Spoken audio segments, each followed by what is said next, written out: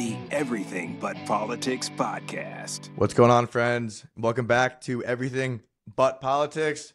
With us today are the hosts of the Screenplay Podcast, Mr. Evan Grenus and PGA Tour Champion, Mr. Andrew Novak. Welcome, boys. How you doing? I appreciate y'all for having us. Hey, welcome to the show. Andrew, first off, congratulations on the upcoming, about to be a father. Very exciting stuff. Yeah, a few months.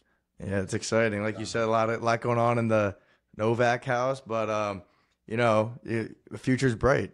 So, boys, when did you guys get this idea to begin the Screenplay Podcast? Because you guys, like Smiley Kaufman talked about with you guys. You guys clearly know ball.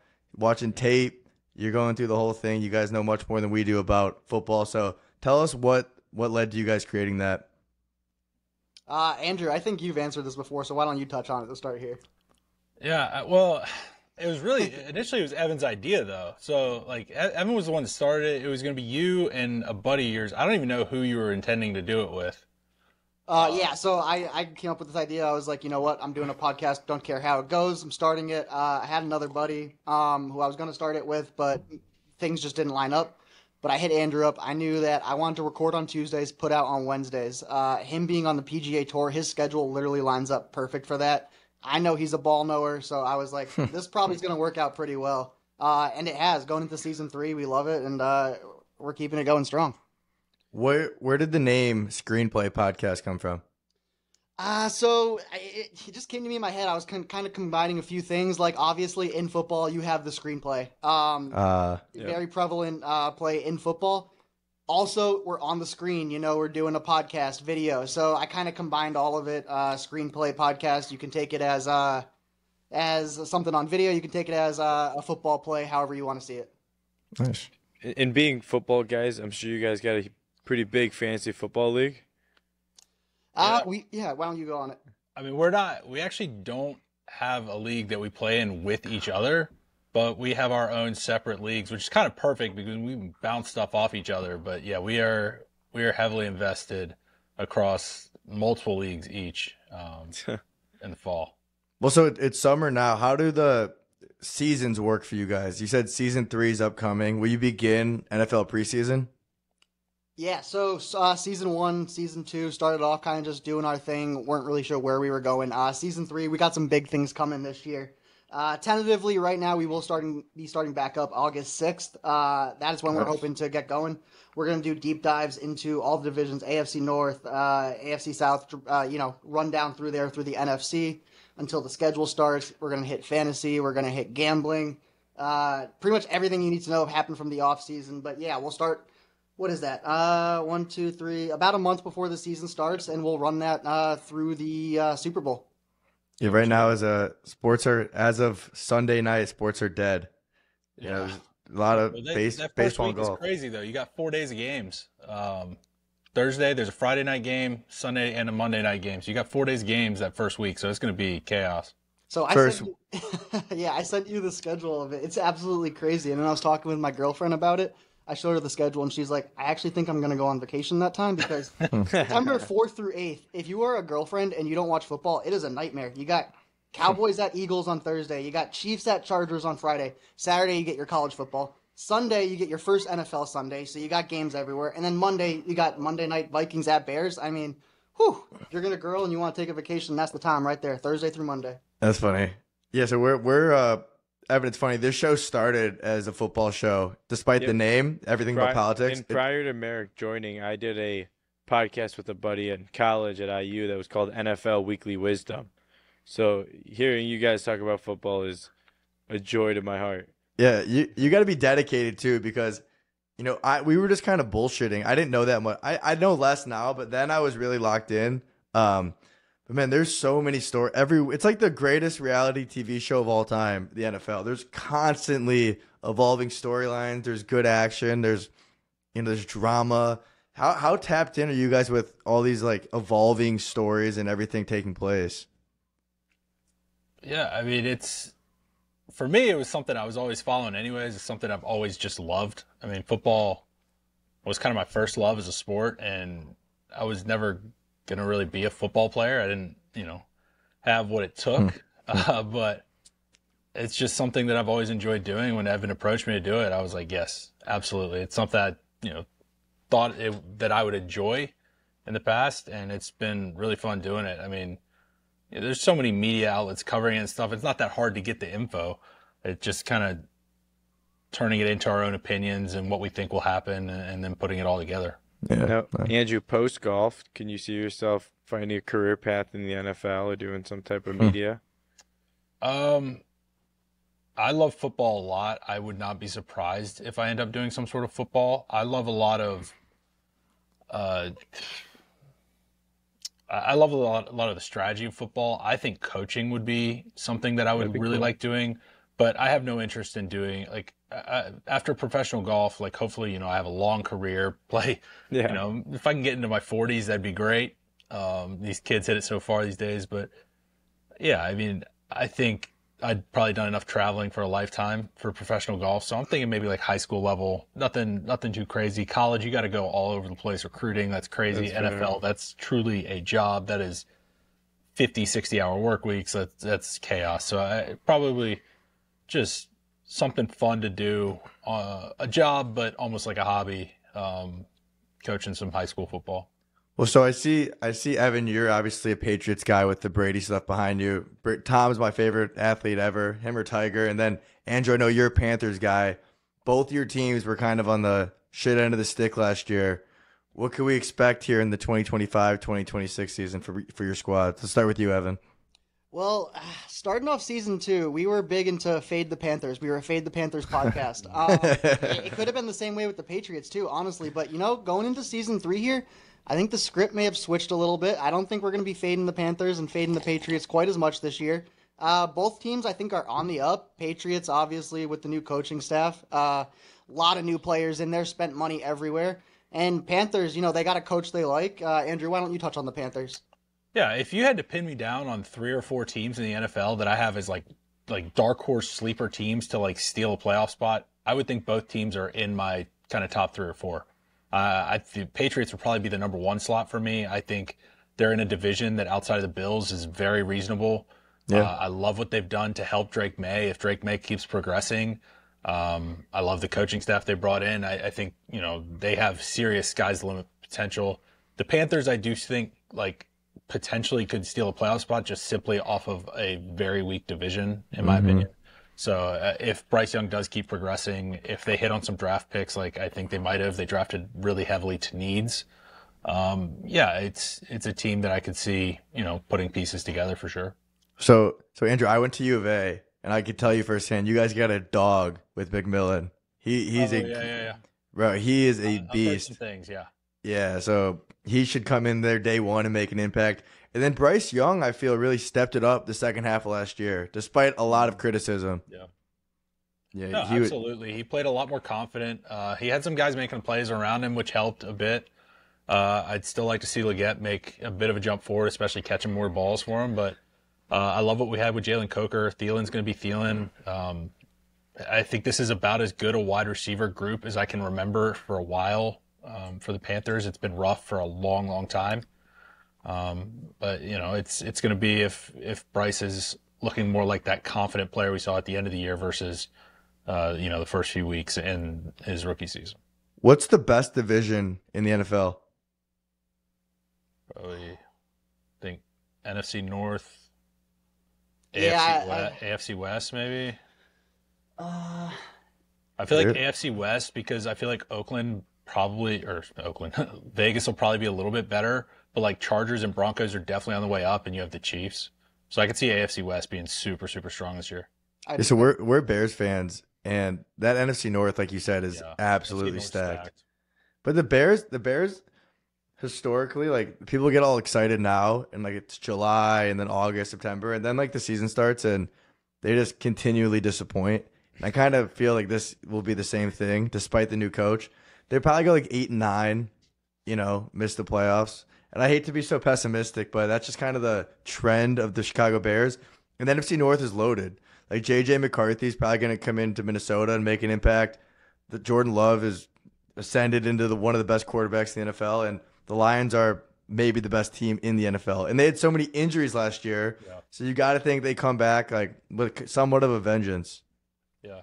I think just the way it falls, like I feel like either Chicago or Minnesota has to disappoint.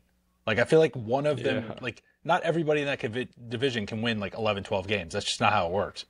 So like somebody's going to have to disappoint. I really don't know who it'll be. A lot of it may come down to JJ McCarthy, really. Yeah, we'll see what he's got. Being big football guys, how into college football are you guys with the expansion of the playoffs as well? So I'm way more of the college guy than Evan, but I feel like that's just like a geographical thing. Like Evan's from up in Connecticut, and it's just, college football just isn't big up there like NFL is. I honestly started getting into college football when I was in college, being around the golf team, all the Gamecock guys going to the college football games then. Even now, it's hard. I'm going to be honest. It's like I read that schedule earlier. It's hard to watch football Thursday, Friday, all day Saturday, Sunday, Monday, when you've got some other things to do. So, like, every NFL game, I'm locked in. I'm a little softer on the college side. Andrew really has the college side nailed down. He's got a big Miami fan. If I need some serious college advice, I'm definitely picking up the phone and calling my insiders. Yeah. What is game day like at Wofford? For actual Wofford football games, nothing too crazy. But a lot of the guys were either South Carolina fans. We had maybe a couple Clemson fans, and they'd be road tripping on those Saturdays. So outside of football, my favorite sport to follow is the professional golf. So we have the Rocket Mortgage going on right now. Obviously, you're not there, Andrew. What do you think of a 25 under winning score? Do you think you have a better chance of winning when the score is 25 under or 5 under? I like tournaments where it plays tough, but my win on Korn Ferry was 20-something under par. My win at Zurich doesn't really, I mean, it's two-man team, but it was 28 under par or whatever it was. So low. Apparently the birdie fests do actually suit me winning, but I do like a tougher test. I like where par matters. I like that kind of grinded out sort of golf. Yeah, Merrick made a joke to me this morning. He's like, dude, I'm looking at the leaderboard. Like, some of these guys are 7 under, they haven't even teed off, and they're back 7 shots. I think the cut is going to 7. I was looking at data golf earlier. I don't know if the wind maybe picks up in the afternoon a bit, but like 7 under cut on the PGA Tour, like Korn Ferry Tour, yeah, that's like every other week. But like PGA Tour, that's crazy. What is harder, making it to the PGA Tour or the Korn Ferry Tour? Or I guess let me rephrase that. What is harder, the Korn Ferry Tour or the PGA Tour? PGA Tour. I think the hardest thing of all is probably keeping your card on PGA Tour, though. I think getting to Korn Ferry Tour is tough. I think getting to PGA Tour is very tough. I think as a rookie, especially with the changes they've made, going as like from the schedule you get to play as a rookie to actually keeping your PGA Tour card and staying in that top 100 is probably the toughest thing in golf right now. Apollo Celine's got your summer playlist covered. Check out their new bangers, Out Till Morning and Search for the Light, available on all streaming platforms. Released June 20th, 2025, these tracks are pure energy, perfect for late night drives or beachside vibes. Don't miss the songs defining summer 2025.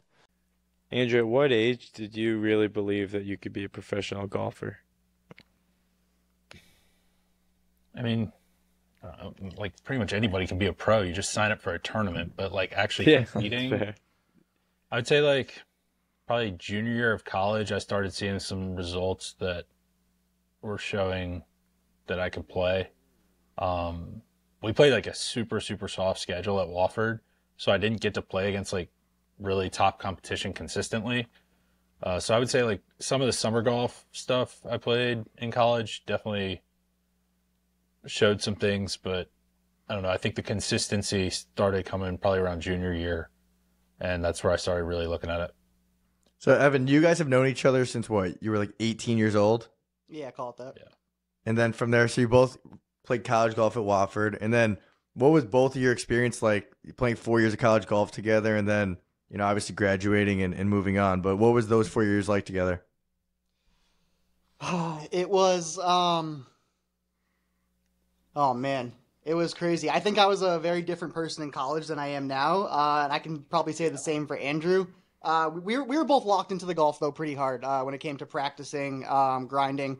I think the golf definitely mattered first. But yeah, I mean, I will say Wofford is a tough academic school, and you had a lot more. I had a lot stuff more. to deal with. That question every semester came to me. He's like, Evan, are you going to be eligible this semester? And I was like, I hope so, coach. I hope so. So dealing with that was definitely stressful. I think Andrew had a little easier side on the academic side, but yeah, I mean, as far as being able to play and practice, Wofford was great. You could practice whenever you want. Had your own driving range, chipping greens, putting greens. Yeah, just all up to you on how much you wanted to grind it out.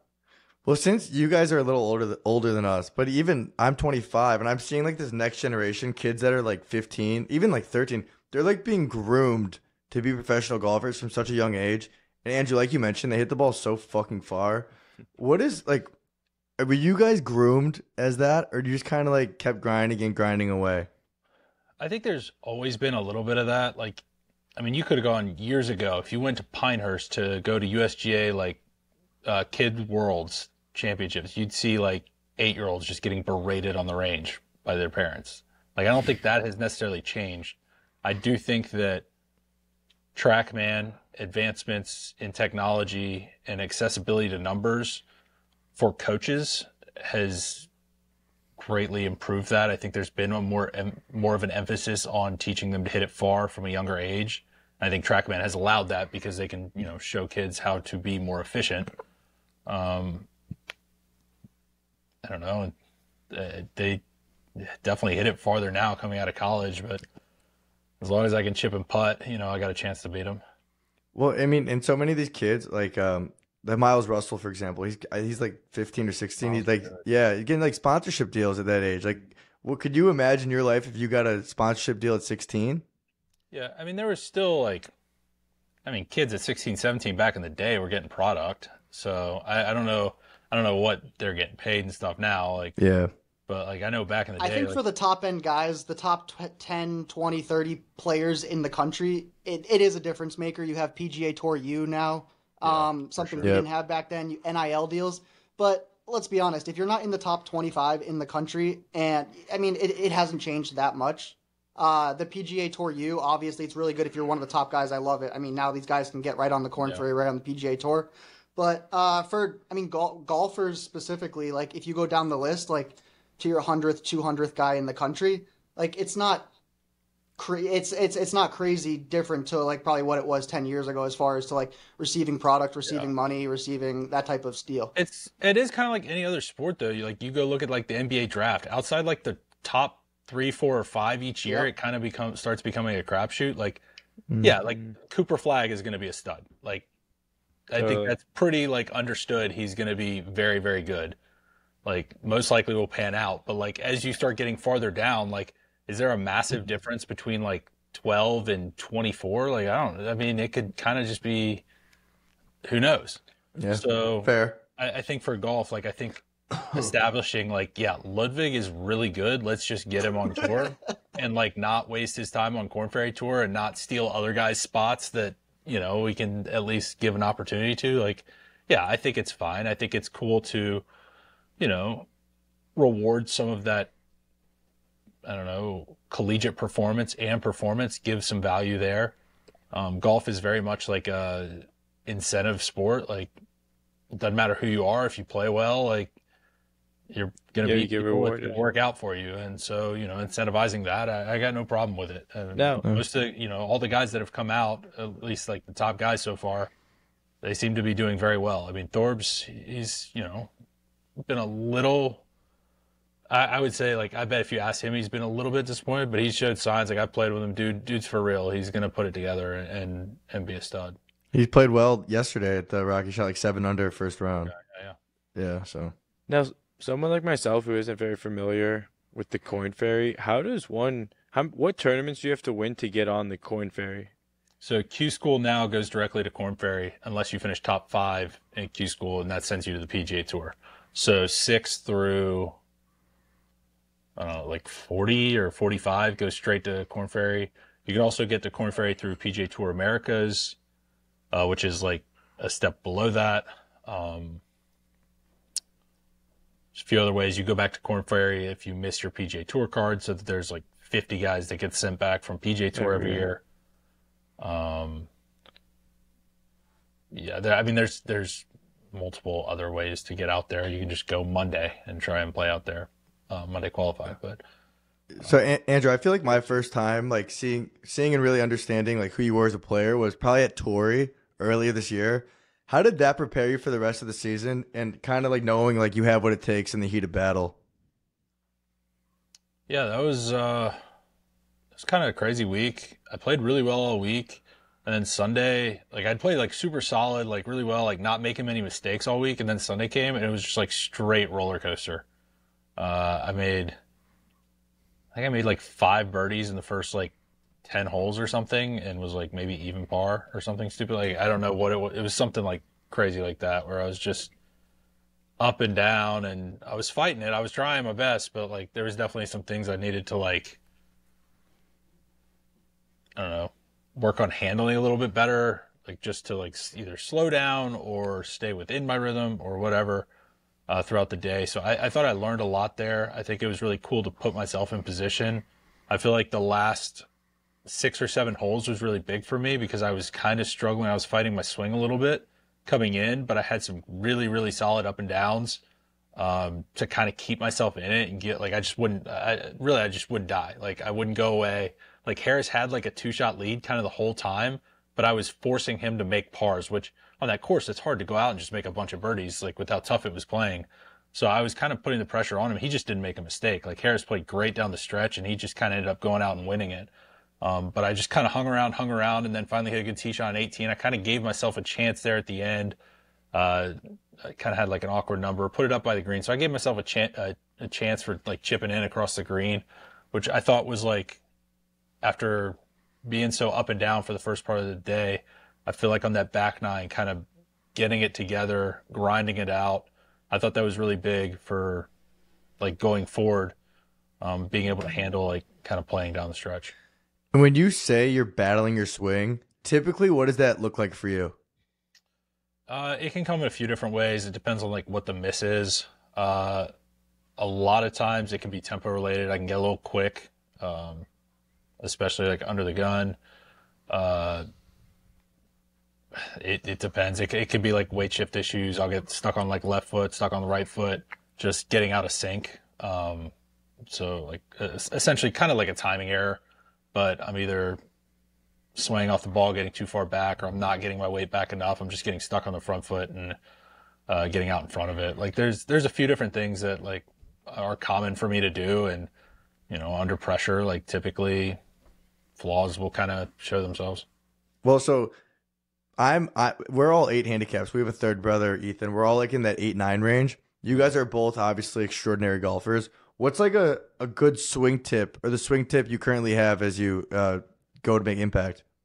I'll take this one. I did 6 years of caddying in Florida, so I kind of dealt with this every single day as a profession. You saw some shit golf. Oh man, a lot of times it has no like my advice out there to people is not with their swing. It's just strictly on their mind, mentally. I think that's a good answer. I see all kinds of golf in pro-ams. I see a lot of bad short games. I see a lot of people playing the wrong shots short game wise. I see a lot of people, like Evan saying, you know, not maybe for their game playing percentage golf.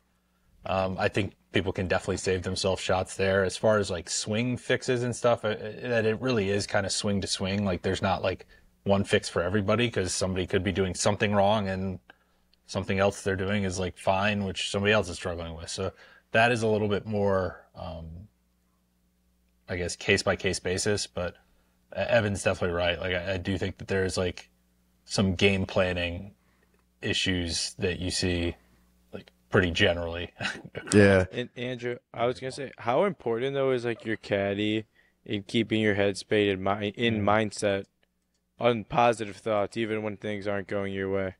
Yeah, that's huge. I think having someone you trust, somebody that knows what they're doing, helping with that is massive. It's not that hard to caddy when things are going well. Yeah, right.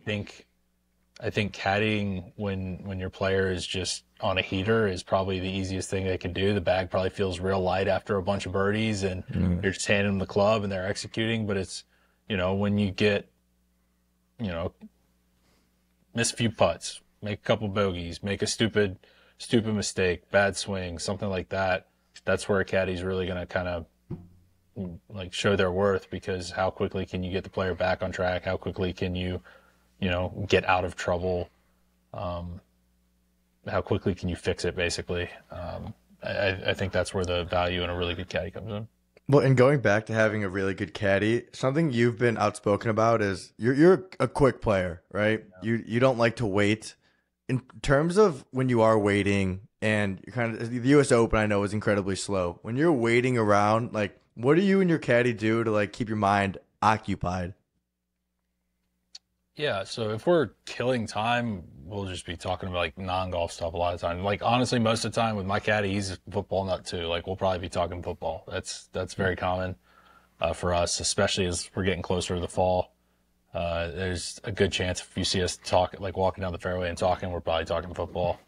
I don't know, like, you can't think about a shot for too long. Like, if we know we're going to have 5 minutes waiting, like, because the group in front of us like just got to the green and we're sitting there waiting already, like, we're not going to probably start talking about the shot just yet, because we don't. I don't want to sit over a shot for like 5-6 minutes. Like, it's not something I want to do. So we'll typically talk about something other than golf or something else for a bit, and then like as they're starting to get ready to leave the green, that's when I'll kind of lock in. So at least like my process is more like has a better flow to it, basically. Totally. And with the final part of the season approaching, what do you need to do to get on that Ryder Cup team?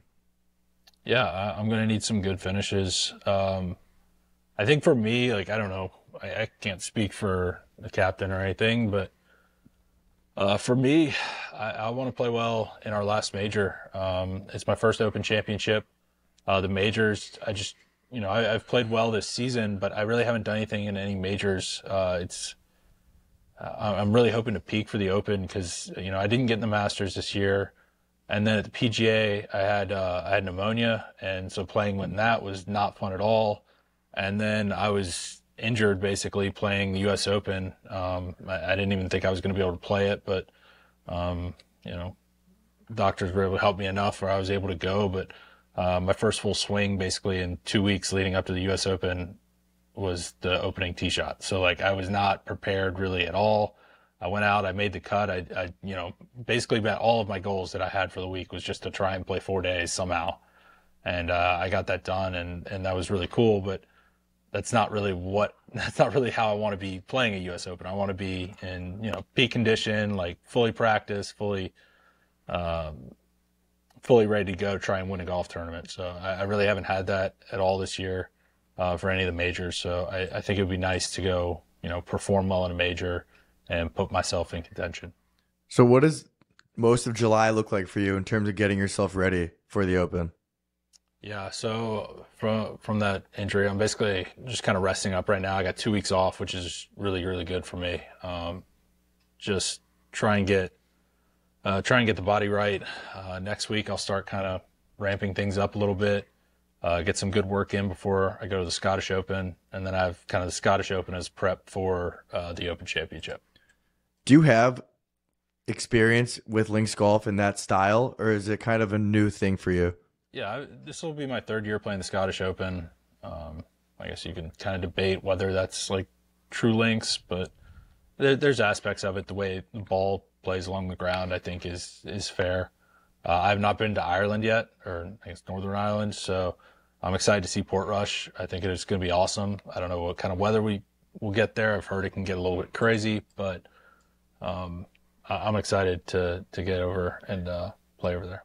So for you to be in contention on the weekend at Portrush, what part of your game is going to have to be the most dialed? I don't even know the course that well. Like, I really, I'm guessing you're going to have to drive it pretty well. Like, I do remember there being a lot of, from watching it before, a lot of dunes. So if you're missing wide, there was a lot of like long rough, fescue. up on the hills. You did not want to be in that stuff. I remember that eating some golf balls. Obviously, the bunkers over there are more penalizing than American bunkers, so gonna have to be avoiding those. I feel like controlling the golf balls is going to be big. Again, like I don't know what kind of weather conditions we'll have, but I'm sure it's going to be pretty windy. So controlling ball flight, understanding where the ball is going to be going is definitely going to be key. And like for us who get excited about a major, we're watching shit on YouTube and seeing Shane Lowry highlights from 2019. Yep. Will you do the same as someone that's going to be playing? Yep. I've been working my way through. I'm trying to learn Portrush a little bit. I've been working my way through Shane's win in 2019. I don't know if they have like course changes or not. I don't know what they've done. But the course looks awesome in that. It looks like the weather got a little crazy at times, but I'm still trying to figure it out. You know, they don't have like quite a lot of times they'll have I think Golf Digest usually does like a course flyover. Yeah. Like every hole at wherever, and usually they do it for the majors beforehand. That has not been put out yet, so I don't know if they'll be putting one out. So I'm doing the best I can to like study up on the course and learn what I can. Nice. It's got to be cool as you've had more success in your career that more of these opportunities are coming about. Obviously, the British Open in a couple of weeks, and then you get to play in the Masters next year. How surreal is that?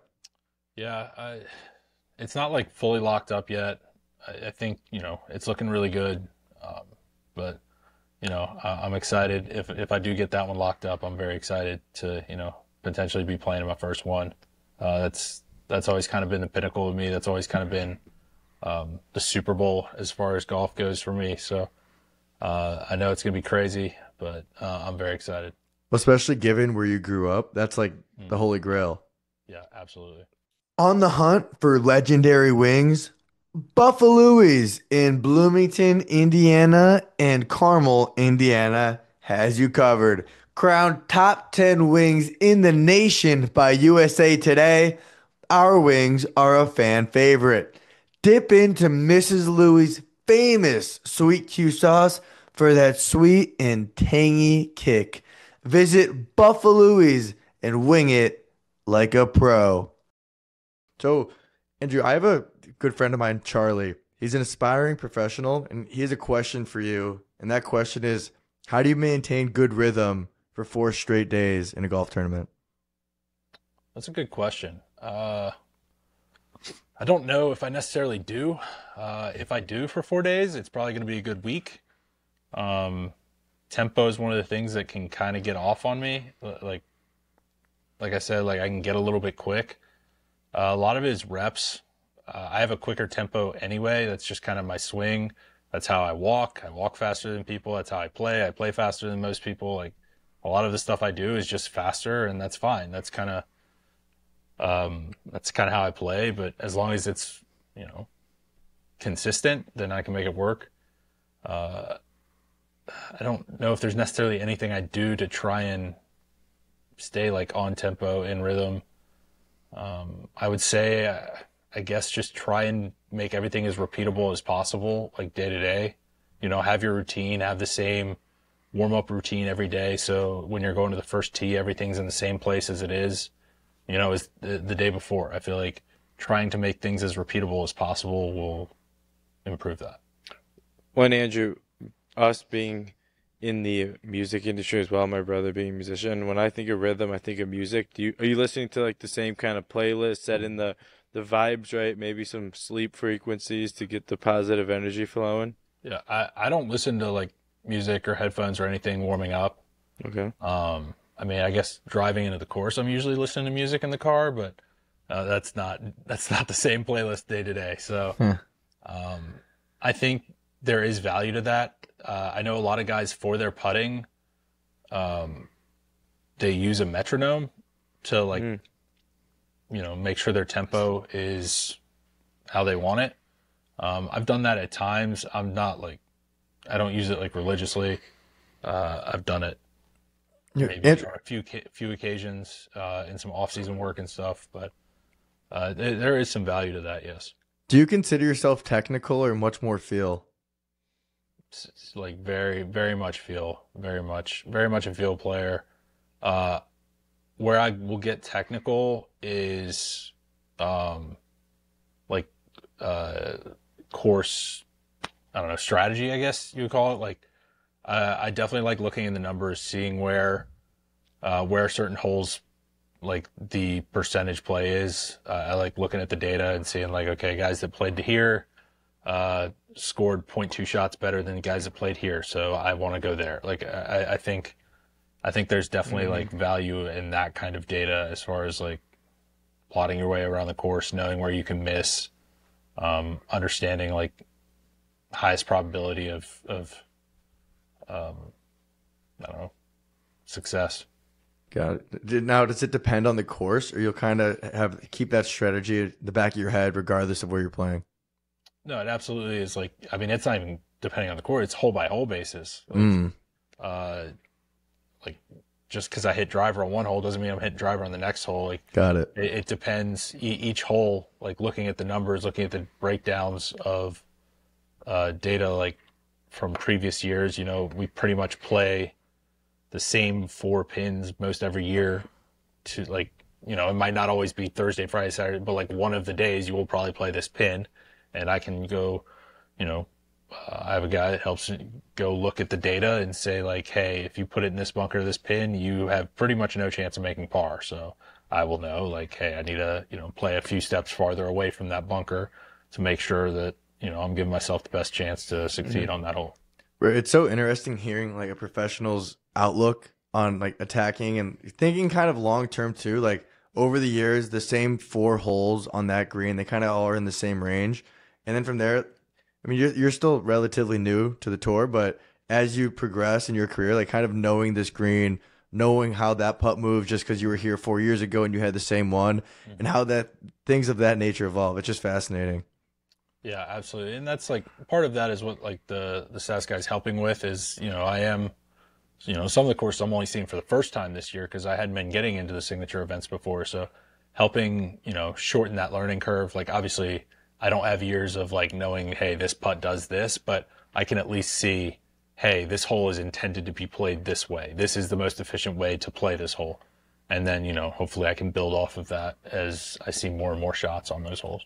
Well, so, and as someone that's been out there now for, you know, you've been doing it for a little bit, who are some guys that are yet to break out that you think will soon capture their first win and make their mark? So younger guys, we talked about it. I think Thorbjornsen's going to break through at some point. He's too talented. He hits it too good. I was really impressed playing with him. I think Jacob Bridgman is a phenomenal putter. I think he's going to have a week where the putter is hot and he's just going to tear it up somewhere. I think Jacob Bridgman can absolutely play. Aldrich Puckeater, I think he shot, 10 under yesterday. Yeah. I've played with him a couple times this year. Yeah, he drives it unbelievable. I mean, he hits it farther than anybody on tour, but he also putts it like, usually when guys hit it that far, they don't putt it that good. Like, it's a very interesting combo. So when I've played with him, I've been very, very impressed. You know, he's only like 20 years old too. He's super, super young. So I think he's got a really big future ahead for him. Yeah, I mean, I think all the stuff you're hearing about Luke Clanton, I think it's legit. He can absolutely play too. There's definitely there's some good young talent on the PGA Tour for sure. Have you played with Scotty yet? I've played a lot with Scotty, yeah. And what is it like being next to him hitting the ball? Is it different? It's, you know, he doesn't hit it like crazy far or anything unattainable. Like it just, he hits it good every time. And yeah, that's the thing. Every time. Very good and very boring, and it's always to the right spot, and it is very impressive. You know, it might not be impressive in one shot. You might not see one shot and be like, wow, that's unbelievable. But after he does it for like 3-4 hours straight, you're like, okay, this is pretty impressive. That's awesome. Well, Andrew, wishing you nothing but the best moving forward. Good luck at the British Open and the Scottish Open. Look forward to following along. Yep. And where could everyone keep up with you and the Screenplay Podcast? Yeah, so you can find us on pretty much anywhere where podcasts are at Screenplay Podcast. We're on socials at Screenplay_podcast, Instagram, TikTok, maybe Twitter. I don't even know. But yeah, you can go find us there. Like Evan said earlier, we are getting started probably August 6th, but if you follow us on socials, we'll keep that updated. And yeah, we're excited for football season. Look forward to doing this again next time when you're a father. Andrew, thank you very much, bro. Yeah. Thank you. Appreciate you. On. Bye.